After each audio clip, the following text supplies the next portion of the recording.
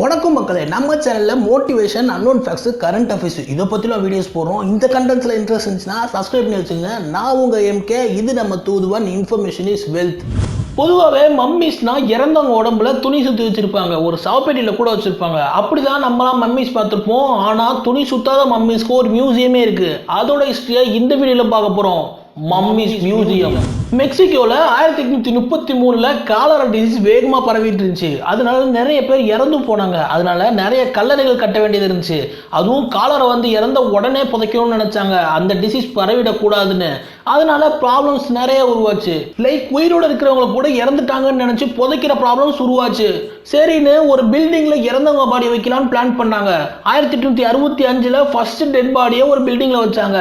அதுக்கப்புறம் இதுக்கு நிறைய பேர் எதிர்ப்பு தெரிவிச்சாங்க. மேலும் சிமெண்ட்ரிஸ், அதாவது கல்லறைகளும் அந்த அளவுக்கு அதிகமாக இல்லாதனால 1870 ஒரு டாக்ஸ் சிஸ்டம் கொண்டு வந்தாங்க.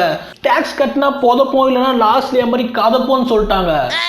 ஓகே, டாக்ஸ் கட்டினா புதைப்போம், அப்படி இல்லைன்னா அந்த பில்டிங்கில் வச்சுருவோம்னு சொல்லிட்டாங்க. ஆனால் அங்கே வச்ச பாடிஸ்லாம் அழுகி போகாமல் மம்மிஸாக மாறுச்சு. அது எப்படி நேச்சுரலாக மம்மிஸாக மாறுன்னு சொல்லிட்டு சயின்டிஸ்ட்டை கேட்டால், சயின்டிஸ்ட்னா இதுக்கு மெக்சிகோட கிளைமேட் தான் காரணம்னு சொன்னாங்க. 1958 அந்த டாக்ஸ் அபாலிஷ் பண்ணிட்டாங்க. அதுக்கப்புறம் பாடி வைக்கிறது நிறுத்திட்டாங்க. அதுக்கப்புறம் தான் 1969 அங்கே வந்த டூரிஸ்ட்லாம் என்னடா அது அப்படின்னு சொல்லிட்டு யோசிக்க ஆரம்பிச்சனால அது டூரிஸ்ட் ஸ்பாட்டாக ஆயிடுச்சு. அதை அப்படியே மம்மிஸ் மியூசியமாக மாற்றிட்டாங்க. அங்கே மொத்தமாக வச்ச 111 பாடிஸில் 51 மம்மிஸ் டிஸ்பிளேக்காக வச்சுருக்காங்க. அங்கே வச்சிருக்க பாடிஸ் எல்லாமே ஒரிஜினல் பாடிஸ், ஒரிஜினல் மம்மிஸ்.